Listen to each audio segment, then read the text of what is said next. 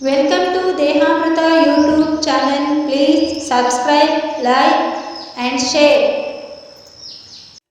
Hi friends, ಬನ್ನಿ ಇವತ್ತು ನಾನು ಟೈಟ್ ಮೋಷನ್ ಮಲಬದ್ಧತೆಗೆ ಒಂದು ರೆಸಿಪಿನ ತೋರಿಸ್ತಾ ಇದ್ದೀನಿ. ಆ ರೀತಿ ಮಲಬದ್ಧತೆ ಆದರೆ ಈ ರೆಸಿಪಿನ ನಾವು ನೈಟ್ ಆಗಲಿ ಡೇ ಆಗಲಿ ನೈಟ್ ಮಾಡ್ಕೊಂಡು ಸೇವನೆ ಮಾಡಿಬಿಟ್ರೆ ಡೇ ಅನ್ನಷ್ಟೊತ್ತಿಗೆ ನಮಗೆ ಎಲ್ಲ ಮಲ ಸರಾಗವಾಗಿ ವಿಸರ್ಜನೆ ಆಗಲಿಕ್ಕೆ ಸಹಾಯ ಆಗುತ್ತೆ. ಟೈಟ್ ಮೋಷನಿಂದ ಕೆಲವೊಬ್ಬರು ತುಂಬ ಬಳಲ್ತಾ ಇರ್ತೀರ. ಟೈಟ್ ಮೋಷನಿಂದ ಸೊಂಟನೂ ಬರುತ್ತೆ, ಹಾಗೆ ಮೂಲವ್ಯಾಧಿಯಂತಹ ರೋಗಗಳು ನಮಗೆ ಅಂಟ್ಕೊಳ್ಳುತ್ತೆ, ಮುಖದ ಮೇಲೆ ಮಡವೆ ಬರುತ್ತೆ, ಹಾಗೆ ಕೂದಲು ಬೆಳವಣಿಗೆಗೂ ಕೂಡ ನಮಗೆ ಅಡ್ಡಿ ಆಗುತ್ತೆ.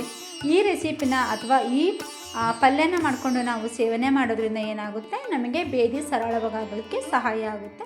ಬನ್ನಿ ಇದಕ್ಕೆಲ್ಲ ಏನೇನು ಐಟಮ್ಸ್ ಬೇಕು ಅಂತ ಹೇಳಿ ತೋರಿಸ್ಕೊಡ್ತೀನಿ ನೋಡಿ. ಹೊಂಗನೆ ಸೊಪ್ಪು ಮೊದಲನೇದಾಗಿ ನಮಗೆ ಹೊಂಗನೆ ಸೊಪ್ಪು ಬೇಕು. ಈ ಹೊಂಗನೆ ಸೊಪ್ಪು ಗದ್ದೆಲೆಲ್ಲ ಸಿಗುತ್ತೆ, ಅಥವಾ ನೀರು ಯಾವ ಜಾಗದಲ್ಲಿ ಹೆಚ್ಚಾಗಿರುತ್ತೋ ಆ ಜಾಗದಲ್ಲಿ ಸಿಗುತ್ತೆ. ಆ ಹೊಂಗನೆ ಸೊಪ್ಪಿನಿಂದ ನಮಗೆ ಏನಪ್ಪ ಅಂದರೆ ರಕ್ತ ಶುದ್ಧಿ ಆಗಲಿಕ್ಕೆ, ರಕ್ತ ಹೆಚ್ಚಾಗಲಿಕ್ಕೆ, ಮಲ ವಿಸರ್ಜನೆಗೆ, ಆಮೇಲೆ ಟೈಟ್ ಮೋಷನ್ಗೆ ಎಲ್ಲ ಕ್ಲಿಯರ್ ಆಗುತ್ತೆ.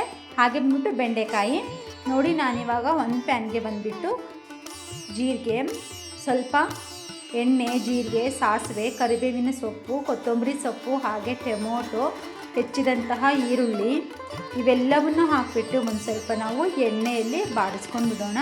ಇದಕ್ಕೆ 1 ಟೇಬಲ್ ಟೀ ಸ್ಪೂನಷ್ಟು ತುಪ್ಪ ಹಾಕಿದರೆ ಆಗುತ್ತೆ, ಹಾಕದೇ ಇದ್ದರೂ ಕೂಡ ನಡೆಯುತ್ತೆ, ಏನೂ ಪ್ರಾಬ್ಲಮ್ ಇಲ್ಲ. ಇದರೆಲ್ಲ ನಾವು ಮಾಮೂಲಿ ಪಲ್ಯ ಮಾಡ್ಕೊಳ್ತೀವಲ್ಲ ಅದೇ ರೀತಿ ಎಣ್ಣೆ, ಸಾಸಿವೆ, ಅಚ್ಚು ಖಾರದ ಪುಡಿ, ಹಾಗೆ ರುಚಿಗೆ ತಕ್ಕಷ್ಟು ಉಪ್ಪು, ಅರಿಶಿಣದ ಪುಡಿ ನೋಡಿ, ಅರಿಶಿಣದ ಪುಡಿ ಹಾಕ್ತಾಯಿದ್ದೀನಿ, ಉಪ್ಪು ಹಾಕ್ತೀನಿ, ಅಚ್ಚ ಖಾರದ ಪುಡಿನ ಸ್ವಲ್ಪ ಹಾಕ್ಕೊಳ್ಳಿ. ಇದನ್ನೆಲ್ಲ ಒಂದು ಸ್ವಲ್ಪ ನಮ್ಗೆ ರುಚಿಗೋಸ್ಕರ ಹಾಕ್ಕೊಳ್ಳೋದು ಮಾತ್ರ. ಇದನ್ನು ನೀಟಾಗಿ ಬಾಡಿಸ್ಕೊಂಡ್ಬಿಡೋಣ ಎಣ್ಣೆಯಲ್ಲಿ ಬಾಡಿಸ್ಕೊಂಡು ಇದಕ್ಕೆ ನಾವು ಸೊಪ್ಪನ್ನು ಯಾವ ರೀತಿ ಹಾಕ್ತೀನಿ, ಹಾಗೆ ಬೆಂಡೆಕಾಯಿನ ಯಾವ ರೀತಿ ಹಾಕ್ತೀನಿ ಅನ್ನೋದನ್ನು ನೀವು ಮಿಸ್ ಮಾಡದೆ ನೋಡ್ಕೊಳ್ಳಿ. ಸೊಪ್ಪನ್ನು ನಾನು ಸೋದಿಸ್ಕೊಂಡ್ಬಿಟ್ಟು ಅದನ್ನು ಒಂದು 2-3 ನೀರಲ್ಲಿ ತೊಳೆದಿದ್ದೀನಿ, ಮಣ್ಣಿರುತ್ತಲ್ವ, ಆ ತೊಳೆದಂತಹ ಸೊಪ್ಪನ್ನು ಇದಕ್ಕೆ ಹಾಗೆ ಹಾಕ್ತೀನಿ. ಸೊಪ್ಪನ್ನು ಹಾಗೆ ಹಾಕ್ತೀನಿ, ಬೇಯಿಸೋದಿಲ್ಲ, ಡೀಪಾಗಿ ಅದನ್ನು ನಾನು ಬೇಯಿಸೋದಿಲ್ಲ. ಹಾಗೆ ನೋಡಿ, ನೀವು ಮಾಡೋ ಇನ್ನೊಂದು ತಪ್ಪೇನಪ್ಪ ಅಂದರೆ ಬೆಂಡೆಕಾಯಿನ ಹುರಿದ್ಬಿಟ್ಟು ಅಡುಗೆ ಮಾಡ್ಕೊಳ್ತೀರಾ, ಎಣ್ಣೆಯಲ್ಲಿ ಡೀಪ್ ಫ್ರೈ ಮಾಡ್ಕೊಳ್ತೀರಾ. ಈ ರೀತಿ ಮಾಡಬಾರ್ದು. ಅಥವಾ ಬೇಯಿಸಿಬಿಟ್ಟು ನೀರನ್ನು ಚೆಲ್ತೀರಾ, ಈ ರೀತಿ ಮಾಡಬಾರ್ದು. ಅದರಲ್ಲಿ ಇರುವಂತಹ ಲೋಳೆ ರಸ ನಮ್ಮ ದೇಹಕ್ಕೆ ಸೇರಬೇಕು, ಆವಾಗ ಮಾತ್ರ ನಮಗೆ ಅದರಲ್ಲಿರುವಂತಹ ಎಲ್ಲ ಆರೋಗ್ಯದ ಲಾಭಗಳು ಸಿಗಲಿಕ್ಕೆ ಆಗುತ್ತೆ. ನೋಡಿ, ನಾನು ಬೆಂಡೆಕಾಯಿನ ಹುರಿದಿಲ್ಲ, ಬೇಯಿಸಿಲ್ಲ, ಡೈರೆಕ್ಟಾಗಿ ನಾನು ಪಲ್ಯಗೆ ಹಾಕಿದ್ದೀನಿ. ಈ ರೀತಿ ಮಾಡಿಕೊಂಡು ಸೇವನೆ ಮಾಡಬೇಕು. ಅದರ ಲೋಳೆ ರಸ ನಮ್ಮ ದೇಹನ ಸೇರೋದ್ರಿಂದ ನಮಗೆ ಆರೋಗ್ಯಕ್ಕೆ ತುಂಬ ಒಳ್ಳೆಯದು. ನೋಡಿ, ನಾನಿವಾಗ ಬೆಂಡೆಕಾಯಿ ಹಾಗೆ ಹೊಂಗನೆ ಸೊಪ್ಪು ಹಾಕ್ತಾಯಿದ್ದೀನಿ. ಬೆಂಡೆಕಾಯಿ ಹಾಕಿ ಒಂದು ಸ್ವಲ್ಪ ಅದನ್ನು ಇದು ಮಾಡ್ಕೊಳ್ಳಿ. ಆನಂತರ ನೋಡಿ, ನಾನು ಹೊಂಗನೆ ಸೊಪ್ಪು ಹಾಕ್ತಾಯಿದ್ದೀನಿ. ಈ ರೀತಿ ನೀವು ಹೊಂಗನೆ ಸೊಪ್ಪು ಬಿಡಿಸ್ಬಿಟ್ಟು ರೆಡಿ ಮಾಡ್ಕೊಳ್ಳಿ. ಇದು ನಮ್ಮ ಹಿತ್ತಲಲ್ಲೇ ಸಿಕ್ತು, ನಾನೆಲ್ಲ ಆಚೆ ಕಡೆ ಹೋಗಲಿಲ್ಲ, ಹಿತ್ತಲಲ್ಲೇ ಸಿಕ್ತು. ನನಗೆ ಬಂದುಬಿಟ್ಟು ಒಂದು ಸ್ವಲ್ಪ ರೊಟ್ಟಿ ಮಿಷಿನಲ್ಲಿ ಸಿಕ್ಸ್ಕೊಂಡ್ಬಿಟ್ಟು ಒಂದು ಸ್ವಲ್ಪ ಕೈನ ಪೆಟ್ಟು ಮಾಡ್ಕೊಂಡಿದ್ದೆ.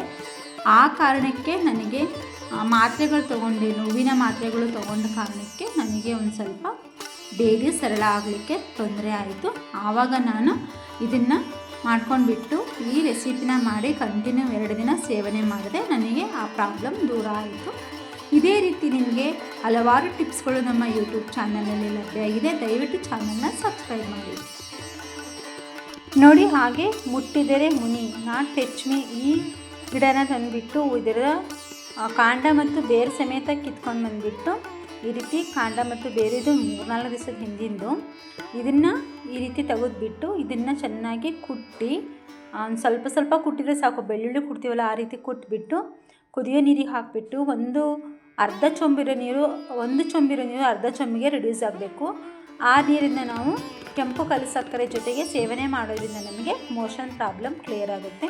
ನೋಡಿ ಫ್ರೆಂಡ್ಸ್, ಇದೇ ನನಗೆ ರೊಟ್ಟಿ ಮಿಷನಿಗೆ ಸಿಕ್ಬಿಟ್ಟು ಕೈ ತುಂಬ ನೋವಾಗಿರೋದು 10 ದಿನ ಆಯಿತು.